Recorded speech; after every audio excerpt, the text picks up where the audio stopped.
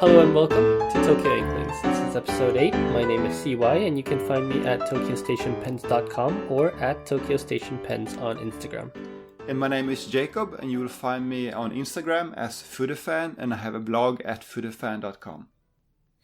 So, we're back again. Nice to always talk to you, Jacob. What's been happening the last 2 weeks? I know you got some interesting acquisitions that you updated your blog about. Yes, so a few things. First of all, it's been a busy week again. I did work in the office one day this week, so of course I had to stop by Marzen. There were some unexpected pens there. I think we'll mention that later. Before we get to the pen I wrote the blog post about, I did buy one thing off Mercari a few days ago. Mm-hmm. I found a Pilot Custom 743 with a coarse nib for a just fantastic price. So I had to get that. And it was my first coarse nib. I've tried them in the store briefly, but I haven't had my own pen with a coarse nib. It's actually quite nice. It's not just, a round blob of tipping. It's not this overly slippery. It actually has a bit of a shape, a bit of grind. So I really like writing with it. It may still eventually turn into a Naginata. There's a temptation there. We'll see. Also, it might get an Urushi treatment. You like it that much, eh? Yeah. Well, yeah. So yeah, I've become more of a Pilot fan than I was before. I was a Pilot skeptic at first, but Pilot has won me over. So, Jacob, I know you like the wetter nibs, but I think correct me if I'm wrong, Jacob, you don't really like writing when the nib is too, let's say, fat, right, on the writing. Well, I keep changing my mind. So if you ask me in another 6 months, I might have a different view. But what has happened for me recently is that I need to take more notes for work. So now I have a greater need to actually be able to read what I've written, and I need to be able to turn a page relatively fast. So I have become more of a fan of boring standard fine and medium nibs. So this coarse nib is somewhat of a, let's say, departure from your other nibs. My idea was that this is sort of a Naginata to be. So okay. But now I'm liking it so much the way it is. I'm not sure yet whether this is going to be turned into Naginata or not. Okay. That makes more sense to me because I remember we had this conversation in the past that, you said that, Naginata broads are like way too big for you. Yeah. And can write with them. So that's what got me curious because the Pilot C nib is kind of like, there's this family of big blob Japanese nibs. That's the Pilot C, the Platinum C, and the Sailor Zoom. Yeah. Which are, kind of the family of huge nibs. But I've never recalled seeing one in your collection. So that was just a bit interesting.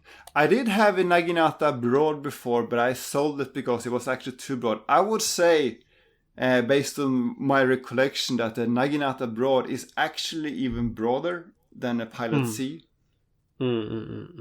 Okay. So I'm not sure if we can say this on air, but we'll see a kind of like a return of a Naginata broad on a special pen soon, right? Yes. We can't exactly say which pen it is because apparently we've been sworn to secrecy. But yeah, Jacob, so you got the 743. Yes. How does that compare to your blog pen? So you mean my Eureka pen, right? Yeah. Right. So this is a pen that I got about 2 or 3 weeks ago. So this is a fun story here. So in I think October or November last year, I saw this post on Fountain Pen Network There was this South Korean guy who said, I'm making my own fountain pens. I'm making everything except the converter. He's making the barrel, he's making the feed, he's even making his own nibs. At least that was the claim. And he said, I'm doing urushi now. So it sounded pretty interesting. The pens that he posted photos of at that time weren't really that interesting to me, but I was still interested in his claim about making his own pens. So I decided to follow his blog, and then a few weeks later he did a post about a new model that he'd come up with, a faceted design, and I really love faceted pens. So at that point I contacted him and say, I would like to order a faceted pen from you. And at that point he did take custom orders. It turns out that I was the last. My order was the last custom order for a while. So once we agreed on the details and I paid in advance, he put my name on the list. And I think there were like 20 or 30 names ahead of me on that list. But then he also updated the list and said, I'm not taking custom orders anymore. I think he said, like, this is too stressful for me, or I don't have time, or something like that. So I was the last custom ordered pen for a while. And then in, I think, April or something like that, this year, the pen was finally done. But at that point, he couldn't send it to me because Korea Post, for some reason, refused to send to my address. Right. But it was okay to send it to Central Tokyo, so our friend Alessa Inky Rocks kindly agreed to receive the pen, so we sent it to her instead, and she did, by the way, a fantastic video about this pen, so you should go check that out. We'll put links in the show notes. But a few weeks ago, I finally got the pen, and it's actually a well-made pen in almost every sense. You know, the machining is almost perfect. The threads are like silky smooth. There's no visible problems with the urushi lacquer. The feed looks unusually detailed for an ebonite feed, and he's actually making a point about that in his blog. He's saying that modern plastic feeds with more fins have a more controlled ink flow, but it's hard to make this many fins on an ebonite feed because you're machining and so on. So he's saying that he has found out a way to make an ebonite feed, a machined ebonite feed with almost as many fins as a modern plastic feed. So you get both this wettability of ebonite, but you get this controlled ink flow, and you don't get any ink burps. So it's a very detailed feed, and it seems to work well, although I haven't really stress tested it. But then, of course, there's the nib, which is, I think, the most unusual aspect of this pen, because it's a silver nib. Right. And it's argentium silver, I think how you pronounce it, which is this alloy that is meant to be more tarnish resistant than sterling silver. You tried this pen, right? I have not put it to paper. Okay. But I did play around with it, and I do have to say that your assessment on the build quality is correct. I mean, as far as I understand, making faceted pens it's a bit harder than making normal pens, a little bit, but I can see that he's really put a lot of thought into how he's gonna make the pen, and as a result, what you have in your hand is really a quality piece of work. I have to say that the pen is really, really beautiful. It's really long, though. Yeah, it makes my Pelikan MI1000 look like a pocket pen by comparison. It's really long. Right, it is really long, and that's mostly because of the long section, isn't it? Long section and also long cap. The barrel is not. The rest of the barrel is not that long. So why is that the case? Do you know? No, I'm not sure actually, but all of his pens seem to have the same or similar dimensions. Yeah, that's interesting, because not so many makers are, into that long section, but it must be because the feed is really long. The feed is pretty big too. That's true. think the main question for me is, I mean, how is it that a one person like pen maker can make his own barrel, his own urushi, his own feed, and his own nibs? I wonder what kind of equipment he has in his workshop over there. Yeah, he must have inherited some kind of a workshop from somebody, because I think what his story is that, at least from reading his posts on FPN and his website, is that he started experimenting with making pens while he was in the military. Yes. So maybe he was doing something in the military to do with like engineering and something like this. And he had access to more equipment, and then he made some connections. That's possible. And he even says on his blog or in his videos that he's making his own equipment, and he has these videos about how he's creating various types of equipment for his pen making. Right. And he seems very young. Yeah. From his videos too. He recently announced that he's come up with a new nib. So now he has a silver platinum alloy, right? And you read up about that too, right? Yeah, I bought one. You bought one. Oops. Yeah. So I contacted him to see if I can get a nib, because I tried your nib, and I mean, as I said, I didn't put it to paper, but I've seen the videos. I've seen his video. Yeah. I saw Les's video, and then I tried the nib, and the nib is not as bouncy as he claims on the video, which, that's not a problem. Some nibs are not bouncy, and that's fine. But then I wanted to get a silver nib to play with, to understand better how this nib would work. So what I really wanted was an Argentium nib, just like the one that you got with the bigger tipping. But he said he's no longer making Argentium nibs. Instead, he's moved on to this platinum silver alloy, which now is an upgrade. So it was, like $125, something like that. Not super, super expensive by any means, but still quite expensive considering that you can get, several gold nibs from Midakari for that price. But I think it's worth a try to see. One thing that I've noticed about his nibs is that they're wider at the wings, so I might try to shave that down and see how it affects the performance of the nib. Yeah, I was going to say that too, because I agree with you that the silver nib that I have is not as bouncy as most gold nibs, but I think that might have to do with the geometry, with the fact that it has wide shoulders. Yeah, the shoulders are very, very wide. And as far as I know, it's just a tad shorter than Yovo number 6 nib, right? Okay, so I don't think that will cause any problems as long as you set the feed, because the Yovo nibs are pretty long. Yeah, they are. That's true. Yeah.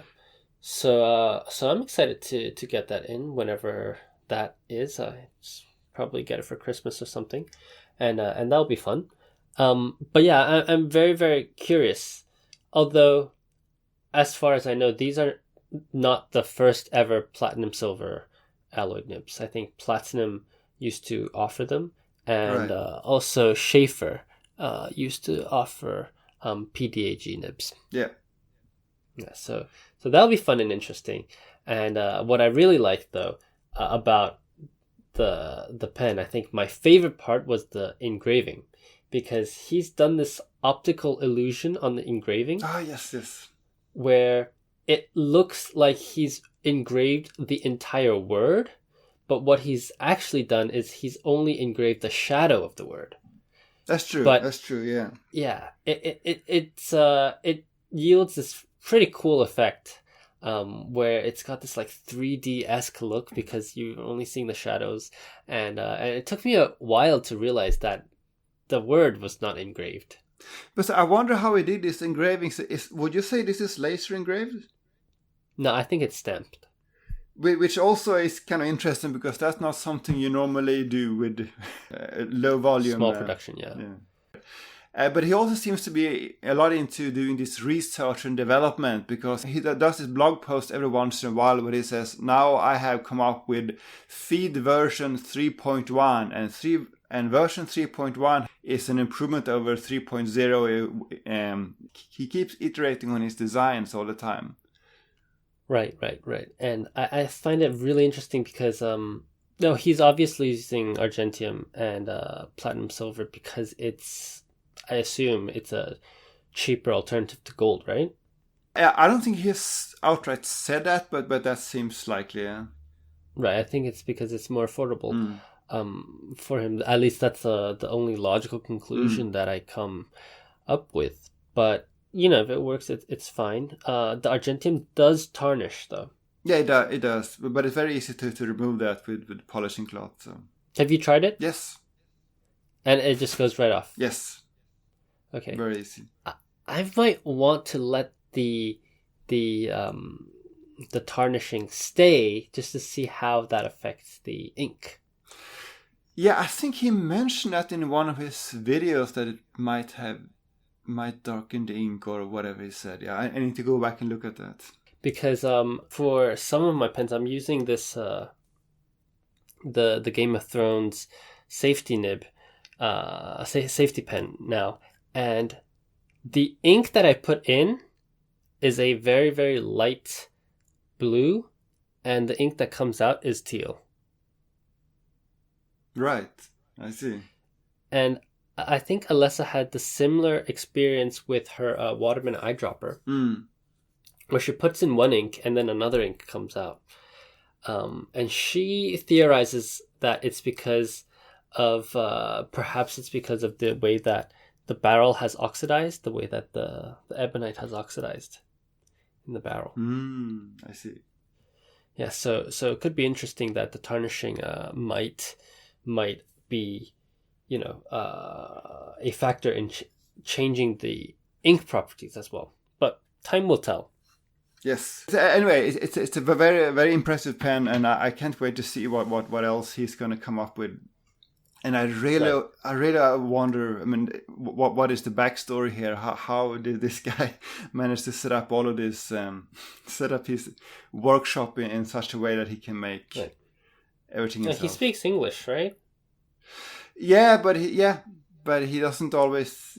Sometimes it can be hard to get long answers from him. Yeah, maybe we can get him on the podcast one day down the line. That would be very interesting. Yeah. Okay. But you got an ink as well. Oh, yes.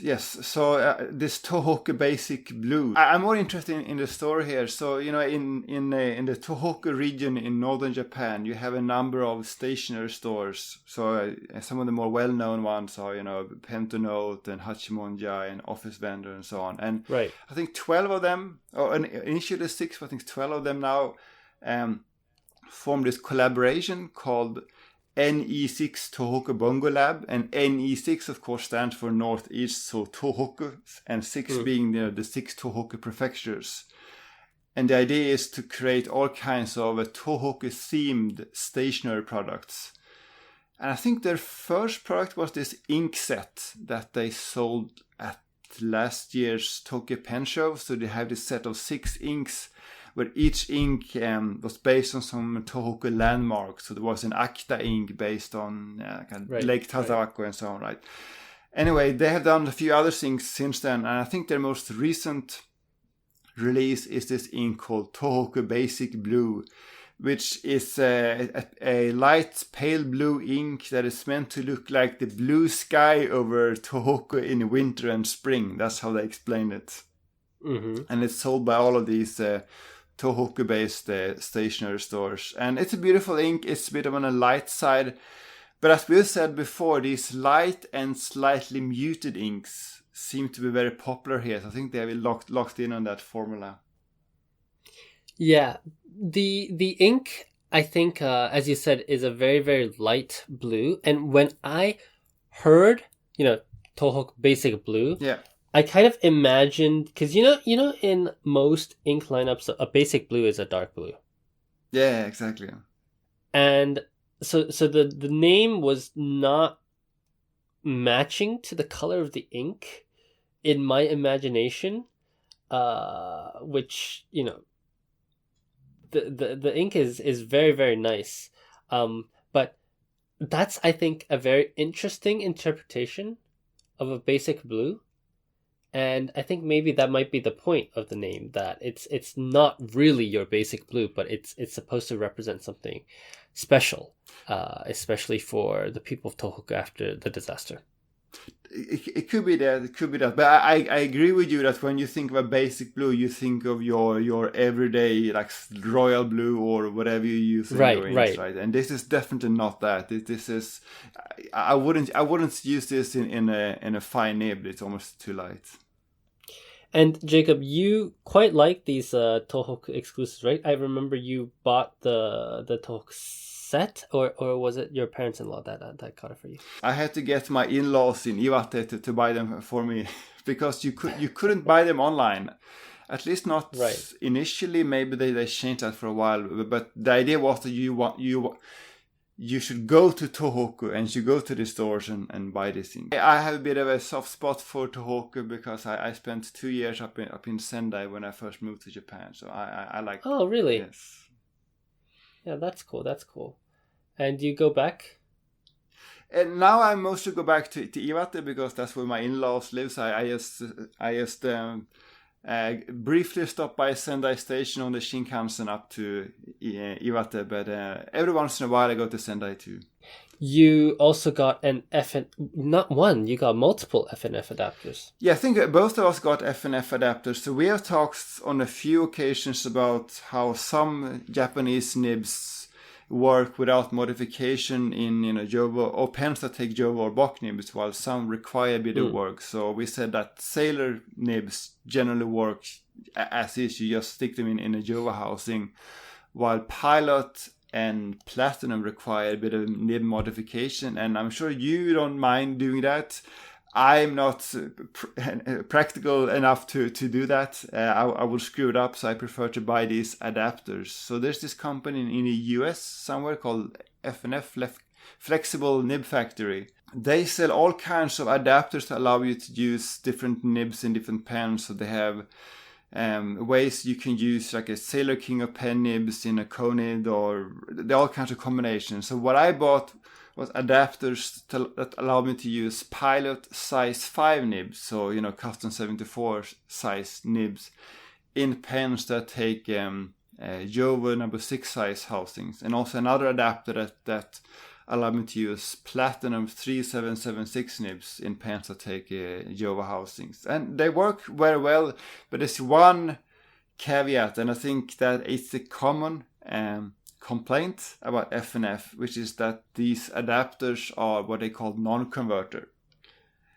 So if you want to use these adapters, you have to either eyedrop with a pen, or you have to use them in a pen that use a different filling system. And I don't mind eyedropping a demonstrator like my fine writing pens. I see the ink sloshing around, that's fun. I'm not as keen on eyedropping a pen with an opaque barrel, because to me, eyedropping is more about aesthetics than anything else. Because you actually prefer smaller ink capacity, right? Yeah, exactly.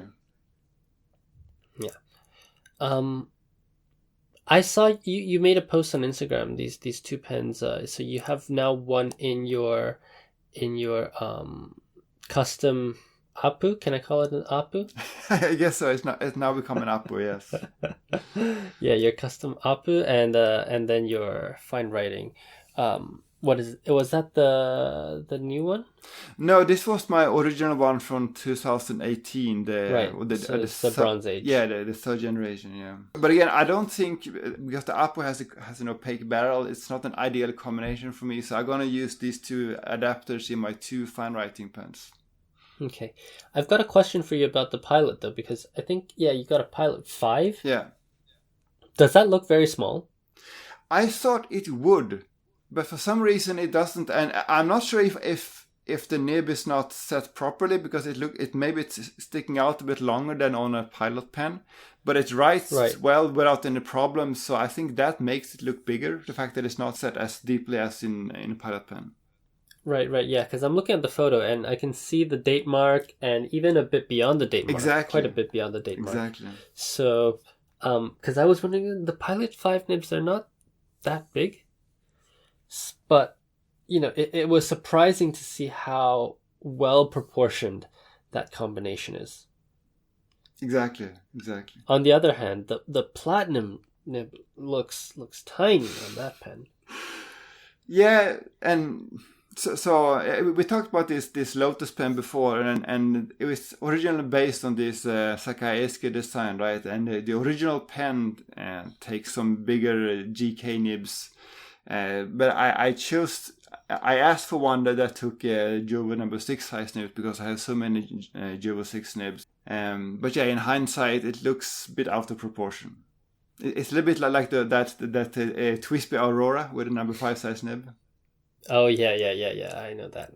So I got some new stuff here too. Okay. I, as you, went on Yahoo Auctions and Metacati, and I got this Platinum 10-year pen. And it's interesting because they came out with a bunch of these so-called 10-year pens, and I did a little digging on them, and apparently the 10 years is not an indication of Platinum's 10-year anniversary or anything like that, but rather it's supposed to be a warranty for 10 years. So you can use these pens for at least 10 years. Oh, that was kind of like the benchmark for their good nibs. Because these 10-year pens, I believe, only came in steel nib variants. So gold-plated steel nibs, they had pretty cool retro nib engraving design, but as they were steel nibs, I took them out, and they used these squeeze converters from Platinum that are very reminiscent of the Chinese squeeze converters. Have you ever used those Chinese squeeze converters in those metal casings? Yes, I'm not a big fan of those. Yeah, I'm not a big fan of those either, but it came in one of that, kind of like the older Pilot caplesses that I have. But anyways, it comes in the squeeze converter thing, and what boggles my mind, Jacob, is that this pen has an ink window, but the only thing you can see in the ink window is this metal thing that holds the sack. Have you ever seen those snakeskin celluloids? No, I don't think so. So it's this kind of like laminated, kind of snakeskin-ish material. I'll send you a picture real quick online. So yeah, I just sent you a picture. Ah, yes. Right, so it's this kind of like snakeskinish thing, and you can see clearly that they've attached this transparent part to the snakeskin barrel-y part, and that they're two separate pieces. So it's interesting that they would machine it like this. But on the other hand, there are no holes on this pen. So what I've done is I've taken out this this kind of metal encasing thing, and there's this very, very long breather tube that's very interesting that goes into the barrel and into what was the sack. Yeah, I'll send you another picture of that. And so you can see that it's supposed to help the ink flow of the pen.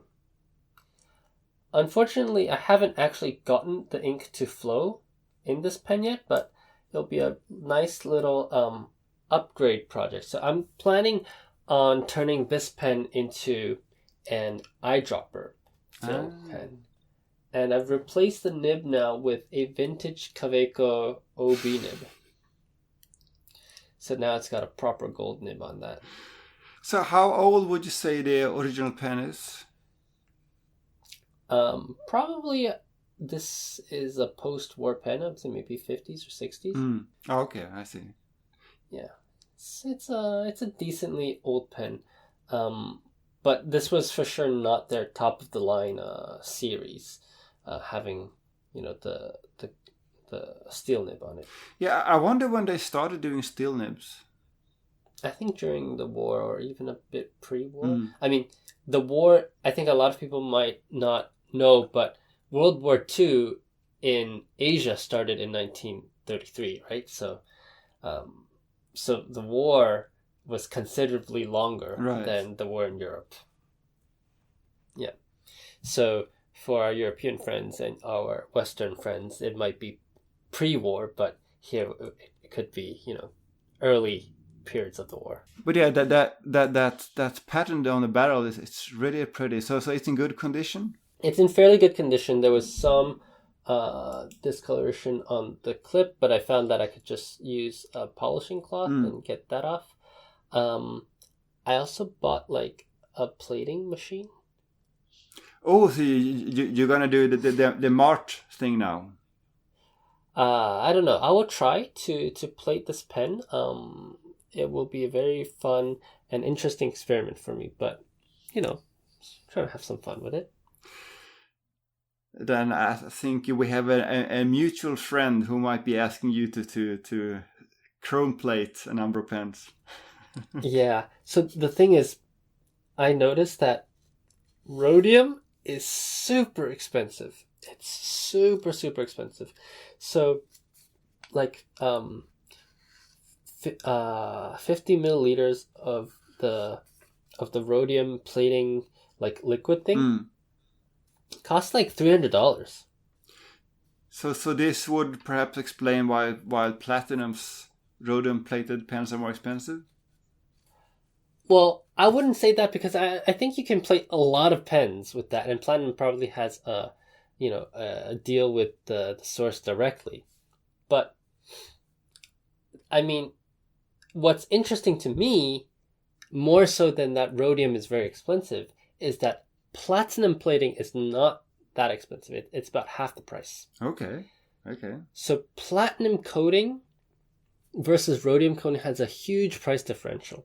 And I'm stuck debating between whether I should use platinum coating or rhodium coating. But I think from what I've read that rhodium coating is much harder, as in the durability.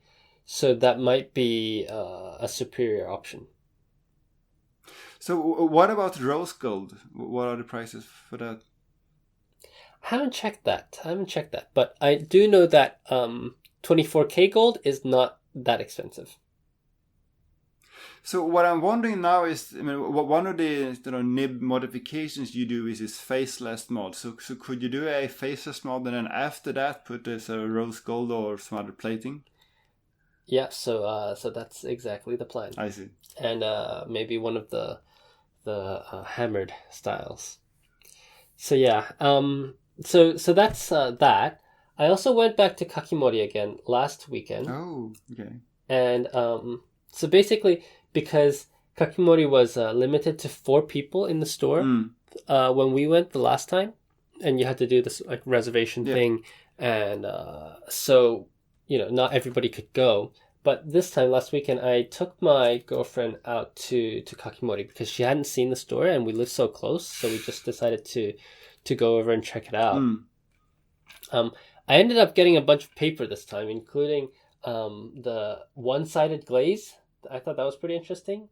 I got some fool's paper.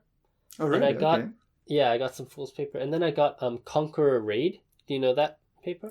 Yeah, it was one of the papers I tried, but isn't it the one that has a bit of feedback? Yeah, that's the kind of like a texture. Yeah. Kind of like an old style paper. Yeah. Yeah. So I got some of that. I might use it for some letter writing. I'm at the age now where people are starting to get married, but aren't married yet. That late 20s time. So I have a lot of congratulations to send out to a bunch of people. I see. So I got that, and so it was my birthday last week or 2 weeks ago now, And so my girlfriend got me this Tetsubo dip pen, the one that I was talking about on the last episode. Yeah, I remember that. You sounded very tempted to get one back then. Yeah. So she got me this Tetsubo pen, and it's a stunner. It's this one that has... Are you familiar with them? Yeah, I saw them at Tokyo Pen Show. I think I missed them at Kakimori last time. Right. So it's the one with the ginpaku. Mm. I'm not sure what this base material is. It must be like brass or bronze or something like that. I think it's brass. It's pretty heavy. But it's like ginpaku, which is silver leaf on brass. It looks good. Yeah. This is, I think, easily their best one. They had one that had the Tetsubo spiral pattern as well. You know which one I'm talking about? Oh, yes, the yes. kind I of remember spiral, that. Yeah. like helix. Yeah, but that one is not as nice in the hand because of its shape. This one is more traditional in shape, and it's kind of small, but it's very heavy, so it feels very substantial, and it comes with this this flange thing. And what's interesting about this pen is that in the traditional dip pen, you have this like stainless steel flange thing that you then stick the nib in, right? But this one has a flange that is specially made and attached to the barrel, and it's a bit looser than that traditional flange. Okay. So as a result, some of my fountain pens nibs, they fall off, or they're not in there tight enough. But I'm looking at the photo that you just sent me, and I can tell that whatever nib you have on it right now is not what it came with. Yes, that is correct. Because I've got a bunch of nibs, and I, prefer to use gold nibs, but I found that gold nibs will not fit into this pen because the flange is a bit loose. So what I've done is I've bought some flanges. As one would do, yes. Yeah, bought some flanges. But then I also took a feed, one of my many ebonite feeds that I have, and I modified it so it goes into the place where the flange would go. So I took the flange out, and it goes in, and it now takes fountain pen nibs like a champion. So this feed, what was it originally? Is it the Mont Blanc feed? No, it's not. I think it's some kind of a random Waterman feed-ish thing. Okay. Don't exactly remember which pen this came out of, but it's one of those. And it's nice because with the dip pen, I think the biggest problem is having to redip. Right. And you're using dip pens for your ink swabs, right? Yes, but then it makes sense because I'm writing 10 characters and then I'm done with ink. Right. So, but aren't you afraid that, like, if it ever runs out of ink or if you didn't dip it in properly, that you have to re-dip it and might contaminate the bottle? I haven't thought too much about that so far, but I dip it once and then I write it and then I clean it up and then the next ink. Yeah, so maybe it's like my irrational fear, but I do get concerned about that. Especially if I'm trying to write like maybe like a letter or something. I don't know, do some calligraphy or something like that. So, so this little ebonite feed actually holds some of the ink for me, so that I don't have to redip. So that's very, very nice. And then I just pull it out, stick it in the ultrasonic cleaner, and then that's that. So that's it's a very nice modification. I did get a flange, and I got some brass kind of broad-edged calligraphy use nibs, so that'll be very fun when it comes in from the States, whenever that is. Might be a few months out, but that'll be very, very fun. And I'm considering changing my setup of ink swabs to start using this dip pen. Yeah, that looks. I mean, it's a very, very pretty pen, and looks good. Looks good, and it's unfortunately it's got an oblique nib, but I have to live with that.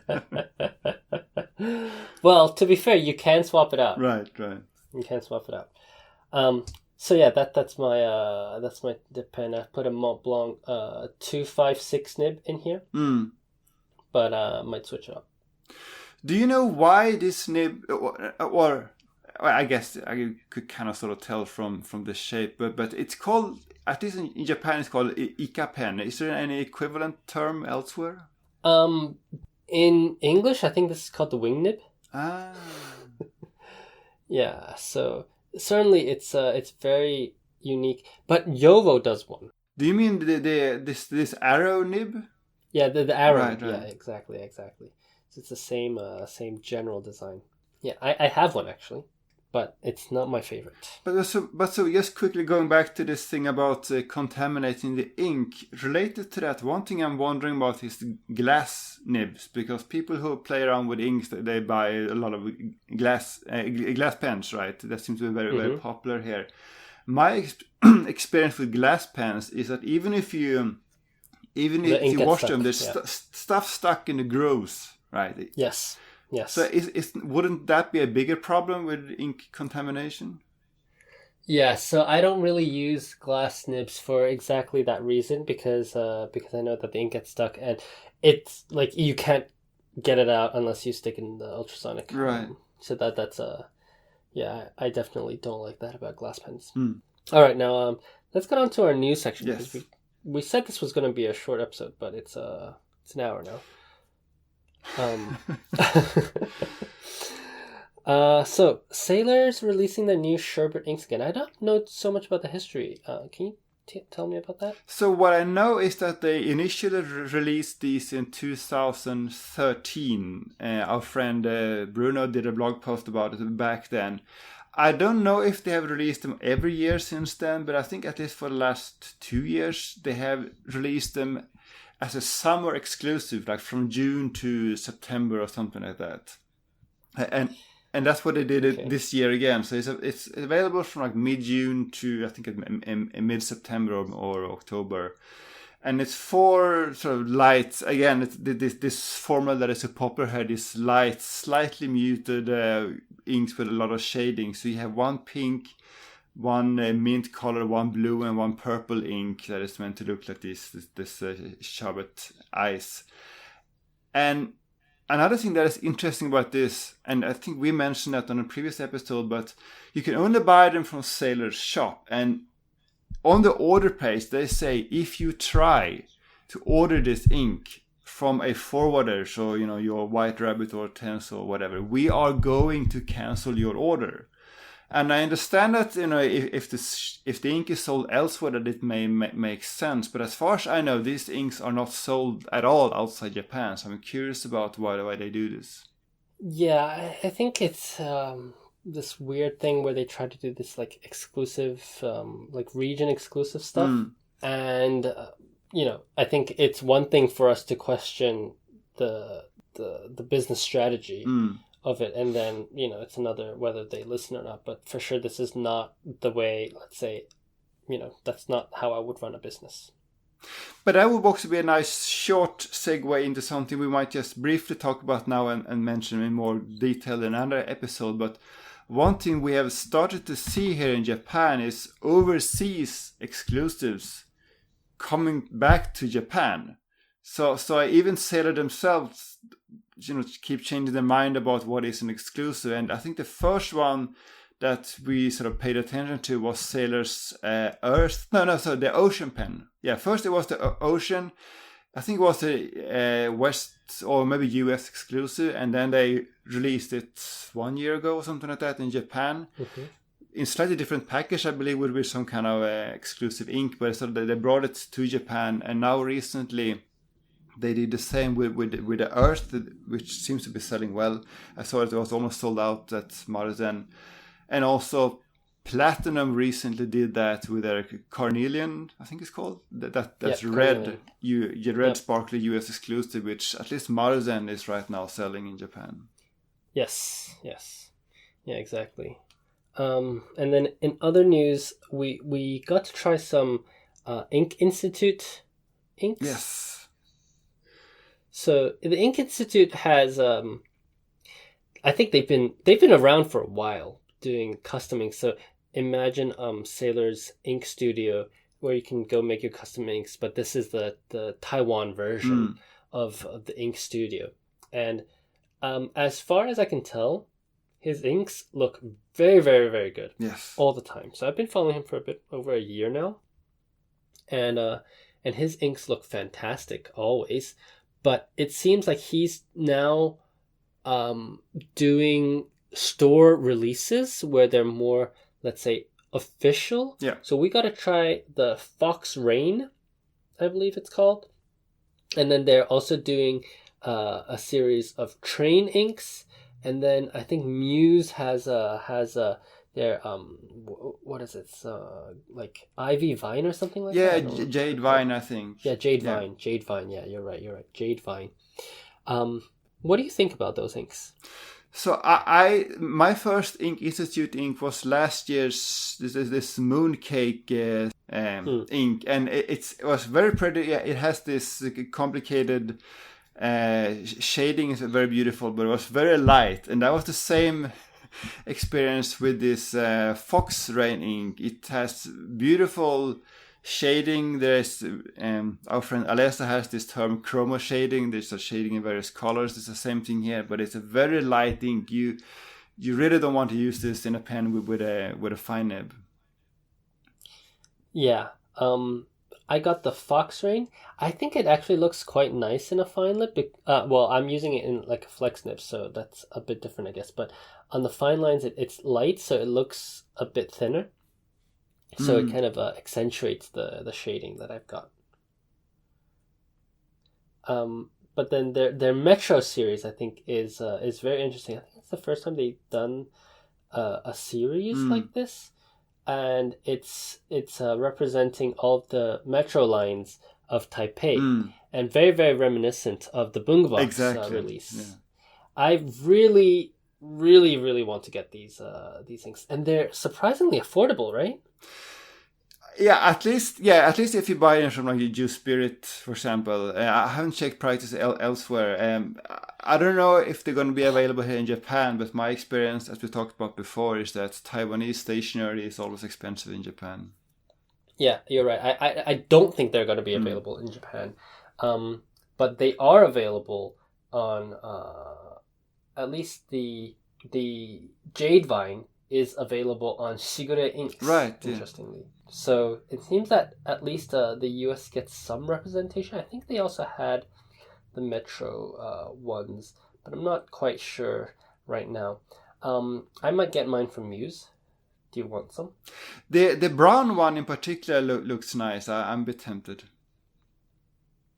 Yeah, so I'll let you know if I get them. Oh yeah, so I see now that Shigure Inks does have the full series of the Metro lines, which is very interesting.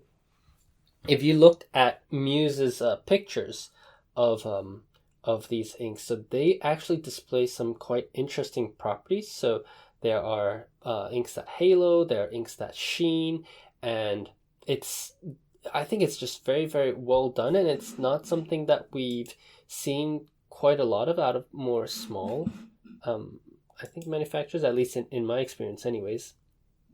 But this looks like it could be a very good competitor, even a maybe upscaled competitor to Tono Limbs, if they keep releasing stuff like that. What is interesting to me is that they took some pretty... for example, you have this green Metro line, right? There's only so much interesting you can do with a sort of standard mid-green color, but they seem to have turned it into something more turquoise. Yeah. I wonder if they got licensed. They got the licensing rights for this. It would be very interesting if they did. But yeah, head over to Muse Pen's Instagram account if you want to see these inks. They're very nice. We'll link them into the show notes. But personally, I really, really like these inks. So I was born in Taipei, so I might have to get these inks because I'm a sucker. Sounds good. makes sense. Or maybe I can convince Alessa to get them. Alessa, if you're listening to me right now, get those inks. Get those inks so I can get a sample off of you. I'm sure she's already ordered them. Yeah, I'm sure she has too. But speaking of inks, we've got several more ink news pieces coming. So Ken Takeda, we mentioned the ink. What was it called? That magazine from Sunbin, that ink one with the 2000 samples. Yes, now I can't actually remember the name on top of my head, but yes, the Shimune Bungabaku, or the publisher behind Shimune Bungabaku, created this sort of MOOC, as they call them, this sort of mid between a magazine and a book with 2000 inks, and it has sort of various pages about how you use inks and some basics around, ink properties. And now, shortly after, Ken Takeda has done basically his own take on that. Right. So this is more of a sort of traditional book format. So first of all, we mentioned Ken Takeda briefly before, I believe. So I think he calls himself like an ink producer. So, he's an influencer. Yeah. I mean, not in a normal sense, because he's actually working with retailers to make their own custom ink. So, Kobayashi, for example, they have a purple ink that is done together with him. So he has his own line of Tone and Limbs inks. And he does his own ink mixing workshops at various events. So he's very much into inks. And he was on TV once, on Matsuko no Shiranai Sekai. Yeah, that's a very famous television show for all of you guys who don't know, where this is she transgender or cross she's a drag queen. Possibly, yeah. Yeah, I think she's a drag queen. So this drag queen goes on television, and a bunch of people come onto her show to introduce stuff that she might not know about. So Takeda Ken went on her show to introduce inks. And interestingly, actually, Matsuko Deluxe uses fountain pens in her daily life. I did not know that. Yes, now you do. Now I do, yes. So anyway, he has just released his own book. Now I can't actually remember on top of my head what the name is, but it's more of a traditional book, and it's basically a big catalog. The selection is a little bit somewhat arbitrary, it seems, and that's been some of the criticism of this book. It seems to be just the inks that his favorites rather than any particular structure. But it's really a catalog of international and Japanese inks, and there's some explanation of basics and so on. He's also been somewhat criticized on Twitter for this book. I saw, for example, Gary, who is, we talked about Gary before, this guy who is sort of an expert on iron gall ink, and he's worked with platinum on iron gall ink. He complained that Ken Takeda's book, that the page that talks about the different types of inks, so there's a page that talks about dye ink, pigment ink, and iron gall ink, and apparently the ink he uses to explain standard dye ink is platinum blue black, which is an iron gall ink. Which is iron gall. Yes. Yeah. So been some criticism in the social media sphere, but it seems like an interesting book anyway. I looked at it at Maruzen. I might buy it at one point. Yeah, I looked at it too. I think several points stand out to me. First is let's say only 700 inks, whereas the Shumibun one had 2,000. It's interesting to note, though, that Takeda Ken is probably the biggest ink collector, or one of them at least, in the world, with over 20,000 bottles. Yeah. Or however many he has. He has a lot. But yeah, he's considered by a lot of the casual fountain pen fans to be this expert on inks. Yeah. But I think most people who are really deep into the hobby consider him kind of lacking a bit, I would say, in the deep knowledge. But I think what his strength is that he brings a lot of news to people who might not necessarily receive it. So he runs the blog Happy Ink Days, Yes. where you can find tons of swabs of maybe rare to find inks, or you can find his own particular his own line with tonal limbs. So I know that I've used his blog as a resource before. And he used to work at Boombox, and that's how a lot of people know him. His Happy Ink Days, I mean, I wouldn't say it's very in-depth. It's much more about his personal, let's say, views or opinions on these inks. But nonetheless, it's a very great resource. And I've just noticed on his blog that he stamps. His chop is it says it's like a ink fairy. That's what he's calling himself. Yeah, but he's a great resource. I think that maybe the book could have included a bit more inks. Yeah, but it is what it is, and a lot of people are very, very happy with the book as well. Particularly the ink influencers on Instagram, they're all very happy to receive this book. Yeah. Bechori, we talk about him all the time, and even Mart. Yeah, I saw that. Yeah. So I'm interested in this book passingly, but I don't think I will buy it. Right, makes sense. Yeah, but other than that, we've got one more ink news, which is Colorverse and Matsubokuri's glass pen. So Colorverse has done a collaboration with a Japanese glass pen maker called Matsubokuri, and they've made these glass pens where they kind of infuse, not sure, but there's like Colorverse ink inside these pens. Have you seen the picture? No, I don't think so. Did you have a link? Yeah, I put a link in the notes, but I'll send you a link right now. Ah, yes. You see it? Yeah, and now I recall seeing that. I wasn't sure what it was. Yeah, it looks good. Yeah, it's quite interesting because it looks like the liquid is not it's not like airtight, so you can see it sloshing around. So I think that's really interesting. I wonder how they did it, because they need to have sealed this glass somehow, but it's quite striking for sure. Yeah, it's like a glass pen version of a demonstrator. Yeah, and so that's quite interesting. I don't think I'll be picking one up, but I can see the Inknumas who will be. Oh, I'm sure. So you can get them at Nagasawa.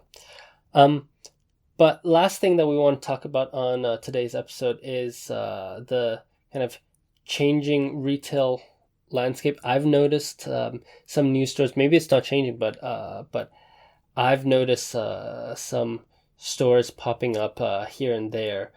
Jacob, you've been to Maruzen twice since we last spoke? Yeah, only once, yeah. Okay. Oh, okay. And then I went like a few hours after you because I was working, and then I was around. Yeah. So have you noticed any changes in Maruzen? No, the only thing that I noticed, which was what I mentioned earlier, is that there were these US exclusives or previously US exclusives that they were selling, and I remember that for the Earth pen in particular, they said it's a Rasto Ippon, so they had only one left, so it must have sold, or it may have sold well. And the only other thing is that Maruzen sells a lot of face masks now, but that's not really a stationery related. Other than that, not much. Yeah, I think for Maruzen it's like business as usual, but it's a bit business as usual. They have their inks, they have their pens. They have this store exclusive King of Pen that I'm sure we'll talk about in a later episode. That looks remarkably similar to Earth. And then they brought back these formerly US exclusive. So maybe could we possibly see a Japanese release, do you think, of the haha and the nekoyanagi? Oh, that's an interesting idea.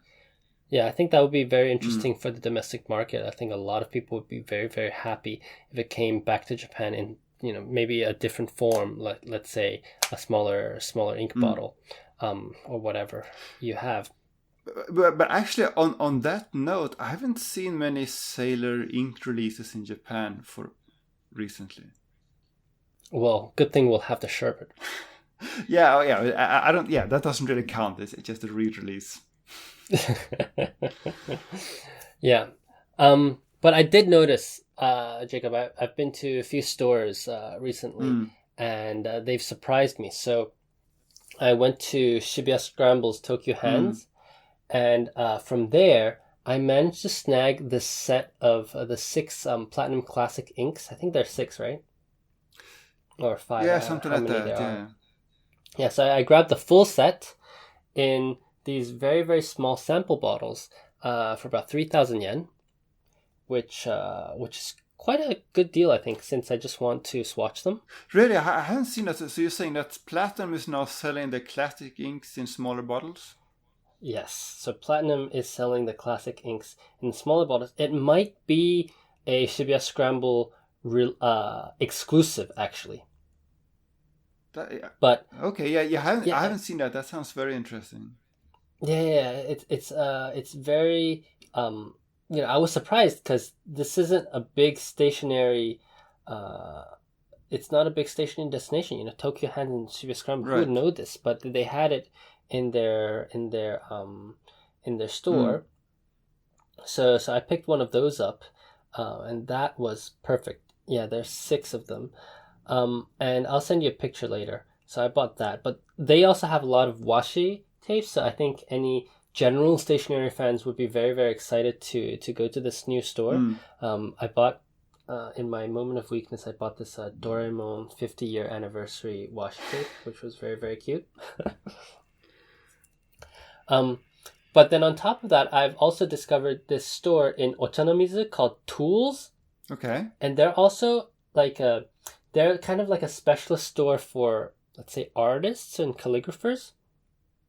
But they had the J-Album, the anniversary inks, and they had a bunch of different tools and supplies and fountain pen related stuff, washi tapes, ink, ink, wax steels and stuff like that. Mm. So I'm starting to realize that the fountain pen world is even bigger than what I had previously thought, which I didn't think was even possible. Do you think it's always been that way, or do you mean it's growing? I think these stores probably have always been there, and they've always catered to fountain pen people in some form or shape. Mm. But I don't think it's possible if you're in the stationary world. I don't think it's possible to, let's say, ignore this boom of ink people Right. that seems to never end, unfortunately, to Bruno's dismay. But I feel like a lot of more brick and mortar stores are getting to realize that it's not just old oji-sans who are buying fountain pens, but there is a distinct and diverse crowd of younger people who aren't necessarily interested in the kind of super super high end stuff, but are interested in decorating their journals and their notebooks with washi tape and fountain pen inks. They do play a big part in that, so they've started to stock that kind of stuff. Yeah, definitely. Yeah. And the last new thing that I've noticed is this guy on Yahoo Auction, this company, Mizta. They showed up for me on Yahoo Auctions, selling Kyushu exclusives. Now, the store exclusives in Kyushu, etc., are usually quite inaccessible to us, right? Yeah. Would you agree with that? Some things in most of the pens are not available online, right? You have to actually go to the stores. Yes, and what's confusing is that, especially with this shop, is I don't believe that they are available on their website, but this Mizuta company has started to sell Kyushu exclusives on Yahoo Auction, and what I noticed is that so they have this shop on Rakuten, but it's supposed to be all sold out. But then they also set up shop on Yahoo Auction, and so I bought out their entire set of inks. Of course you did. Yes.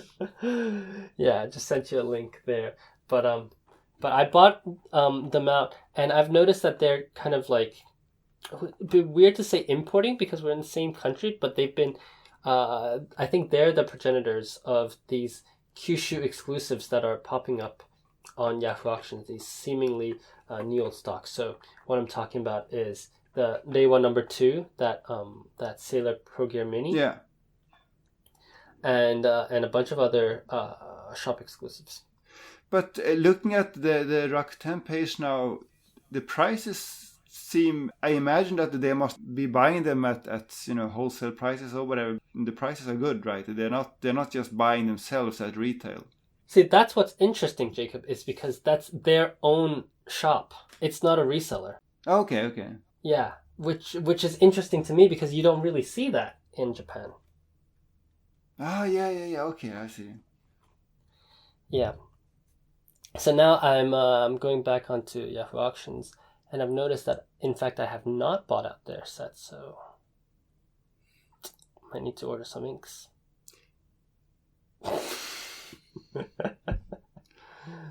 But yeah, that's been interesting that they've been kind of releasing their store exclusive. It actually says Toten Original, so it means their own shops.